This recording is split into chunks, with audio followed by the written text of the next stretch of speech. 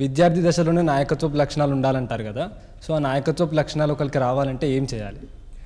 విద్యార్థి దశలోనే నాయకత్వ లక్షణాలు రావాలంటే ముందుగా ఇంట్రొడక్షన్ చెప్పాలంటే మీరందరూ వివేకానంద కాలేజ్ డేస్లో ఏ విధంగా నాయకత్వ లక్షణాలు ఆయన మేనిఫెస్ట్ చేశారో మీరు చదవాలి. ముఖ్యంగా ఆయన జీవిత బయోగ్రఫీలో డీటెయిల్డ్ బయోగ్రఫీ అని ఉంది. దాంట్లో 2 చాప్టర్ చాలా ముఖ్యమైనది.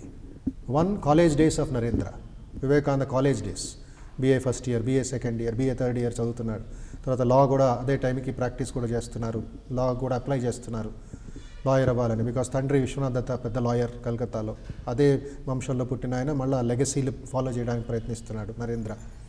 ఆ టైంలో ఎలాంటి లీడర్షిప్ క్వాలిటీస్ మేనిఫెస్ట్ చేశాడు ప్రతి యువకుడు. రామకృష్ణులు చెప్తుంటారు, అంటే వివేకానంద గురువు ఏమంటారు, నరేంద్రుడు ఒక ఓపెన్ స్వోర్డ్ లాగా, కవర్ చేసిన స్వోర్డ్ కాదు, ఖడ్గం, షార్ప్ ఖడ్గం, ప్రతి మనిషిలో ఉండే అజ్ఞానాన్ని ఖండించే ఒక ఖడ్గం అది. ఆ సమయంలో కలకత్తాలో మహానాయకుడు ఉండేవాడు కేశవ్ చంద్రసేన్. ఈ కేశవ్ చంద్రసేన్ ఆ సమయంలో బ్రాహ్మ సమాజ్ లీడర్. ఆయన కేశవ్ చంద్రసేన్ ఎవరు? రాజా రామ్మోహన్ రాయ్ గారి శిష్యుడు. ఆయన ప్రసంగాలు విని కలకత్తా యువకులందరూ ముగ్ధులైపోయి బ్రహ్మ సమాజ్ సదస్సులు అయిపోయేవారు. Brahmo Samaj was one of the foundations of Indian freedom movement ఆ టైంలో. తర్వాత ఆర్య సమాజ్ వచ్చింది నార్త్ ఇండియాలో, దయానంద సరస్వతి వీళ్ళందరూ. ఆ సమయంలో రామకృష్ణ అంటారు, ఈ కేశవ్ చంద్రసేన్ ఒక పెద్ద సరోవరం లాగా ఉంటే నా నరేంద్రుడు పెద్ద సముద్రం లాంటి విశాలమైన లక్షణాలు ఉండే వ్యక్తి అని. నరేంద్రుడికి కొంచెం ఇష్టపడేది కాదు, అందరి ముందు ఒక కాలేజ్ యువకుడిని పెద్ద ప్రొఫెసర్తో కంపేర్ చేస్తున్నాను నా గురువు గారని. బట్ రామకృష్ణ అన్నారు, దాంట్లో ఏ విధమైన నీకు డౌట్ వద్దు, నేను ఏం చెప్తున్నానో ఫ్యూచర్లో నీకు తెలుస్తుంది అని. సో ఇలాంటి ఒక యంగ్ కాలేజ్ స్టూడెంట్ హోల్ వరల్డ్ని ఎలా కాంకర్ చేశాడు. ఫస్ట్ ఆయన విషయాలే మనం తెలుసుకోవాలంటే వివేకానంద ఎవ్రీ లీడర్, ప్రతి నాయకుడు కాలేజ్లో కానీ, స్కూల్లో కానీ, ఆఫీస్లో కానీ, ఏదైనా టీమ్ గేమ్లో కానీ, ప్రతి leader first he has to be a follower. ముందు ఆచరణ పెట్టు, ఎవరైనా అతని వెనకాల వెళ్ళు, అతని దగ్గర నేర్చుకో. Be a follower before you become a leader. ఆ ఫాలోయింగ్ చేస్తూ ఉంటే అప్పుడు నీకు ట్రబుల్స్ ఏమిటి, దాంట్లో సమస్యలు ఏమిటి, దాంట్లో ఉండే పిట్ఫాల్స్ ఏమిటి నీకు తెలుస్తుంది. ముందే లీడర్ అయిపోతే నువ్వు తర్వాత నీ రెస్పాన్సిబిలిటీస్ ఎవరి మీద పెడతావు? నువ్వు ఫస్ట్ నేర్చుకో. ఎవరి దగ్గర ముందుకు వెళ్ళి వాళ్ళ దగ్గర క్వశ్చన్స్ అడిగి వాళ్ళతో పాటు కాసేపు పని చేసి be a follower before you become a leader. అది ఫస్ట్ పాయింట్. రెండో ముఖ్యమైన పాయింట్ లీడర్షిప్కి ప్యూరిటీ ఆఫ్ క్యారెక్టర్. వివేకానంద ఎలా సక్సెస్ అయ్యారు? ఆయన ఎవరో అడిగారు వివేకానందని, మీరు ఇంత తక్కువ సమయంలో ఎలాగ లీడర్షిప్ మీరు పొందారు, ఎలాగ లీడర్షిప్ని ప్రూవ్ చేశారు, ఇంత వండర్ఫుల్ ఆర్గనైజింగ్ కెపాసిటీ ఎక్కడి నుంచి వచ్చింది? అప్పుడు స్వామీజీ అంటారు, నేను ఫస్ట్ నా పర్సనాలిటీ, ఫిజికల్ పర్సనాలిటీ, నా మెంటల్ పర్సనాలిటీ, నా శరీరం ఎంత స్ట్రాంగ్గా ఉందో చూడండి, ఎంత వ్యాయామం చేశాను. లీడర్స్ ఎప్పుడు స్ట్రాంగ్గా ఉండాలి, ఫిజికల్గాను స్ట్రాంగ్గా ఉండాలి. Health is very important. అది ఉండేది కాబట్టి మనసులో నువ్వు ఏమైనా చేస్తావా? లేదు. మెంటల్ పర్సనాలిటీ కూడా చాలా ఇంపార్టెంట్. ఈ మైండ్లో కావాల్సింది ఏమిటి? కాన్సన్ట్రేషన్ లీడర్కి. తర్వాత డిస్క్రిమినేషన్, విచక్షణ, ఏది మంచి ఏది చెడు, ఏ డైరెక్షన్లో నా టీంని తీసుకువెళితే ఆ సిచ్యువేషన్లో ఇది అవుతుంది, అది కూడా మీరు గుర్తుంచుకోవాలి. మూడోది కమిట్మెంట్, కంప్లీట్ సాక్రిఫైస్ చేసేయాలి, నీ స్వార్థం త్యాగం చేయాలి. అందుకే వివేకానంద ఒక చోట ఒక లీడర్కి ముఖ్యంగా చెప్తారు, గురు గోవింద్ సింగ్ వాక్యాన్ని ఉపయోగిస్తారు ఆయన. ఏమిటది? జో సర్దార్ హై ఓ సిర్దార్ హై. ఎవరు సర్దార్ లీడర్ అంటే అతని శిరస్సుని త్యాగం చేసే ఒక సామర్థ్యం ఉండాలి. He should sacrifice his head also.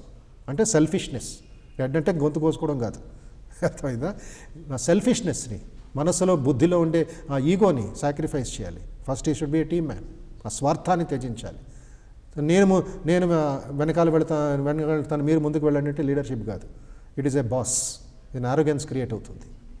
అందుకే లీడర్షిప్ క్వాలిటీస్లో వివేకానందనే ఒక యూరోపియన్ సిపాయికి, నేవీ ఆఫీసర్కి ప్రశ్నిస్తారు. ఆ నేవీ ఆఫీసర్ 1857లో ఇండియాలో, భారతదేశంలో ఉండేవాడు. 1857లో ఏమైంది? First war of Indian independence. Rani of Jhansi, Tantia Tope వాళ్ళందరూ విజృంభించారు బ్రిటిష్ని జయించాలి అని. ఎందుకు అది సక్సెస్ అవ్వలేదు? లీడర్షిప్ లేదు. ఈ స్వామీజీ అడుగుతారు, అంతమంది లీడర్స్, సోకాల్డ్ లీడర్స్ ఉన్నారు, ఎందుకు వాళ్ళు జయించలేదు అన్నప్పటికీ ఆ నేవీ ఆఫీసర్ అంటారు, మీ ప్రజల్లో ప్రాబ్లం ఏమిటంటే ఆ లీడర్ వెనకాల నుంచొని ముందుకు సైనికులు పంపిస్తున్నాడు. అయితే బ్రిటిష్ వాళ్ళ పాలసీ ఏమిటి? Leader will take the first bullet. అతను ఫోర్ హెడ్ మీద అతను బుల్లెట్ తీసుకోవాలి, ఛాతి మీద ఫస్ట్ బుల్లెట్ తీసుకోవాలి, ఆ సాహసం చూపించాలి. ఇది second another quality of a leader. Sardar సిర్దార్, నీ స్వార్థాన్ని త్యాగం చేసి ముందుకు వెళ్ళు. You should take the responsibility on your shoulders. Follower అవ్వాలి ముందు. దెన్ నీ ప్యూరిటీ ఆఫ్ క్యారెక్టర్. జస్ట్ నువ్వు ఏదో చదువుకున్నావు, ఓటింగ్ నీకు ఓట్లో నీకు లీడర్షిప్ దొరికింది, ఏదో క్యాంపస్ ప్లేస్మెంట్ నీకు లీడర్షిప్ దొరికింది, అలా కాదు. అది only status. But really are you pure? నీ పవిత్రమైన భావాలతో నువ్వు లీడర్ అవుతున్నావా? So maintain that purity. అందుకే స్వామీజీ ఒక సక్సెస్ ఫార్ములా ఏమిటి? Have that purity in mind. పవిత్రమైన ఆలోచనలు. 14 సంవత్సరాలు యంగ్ నరేంద్ర కాలేజ్ స్టూడెంట్, ఏ విధమైన నెగటివ్ థాట్స్, ఏ విధమైన చెడ్డ ఆలోచనలు మనస్సు రాకుండా ప్రొటెక్ట్ చేసుకున్నాడు. That was his power. ఆ లీడర్షిప్ అలాగ ముందుకు వెళ్ళింది.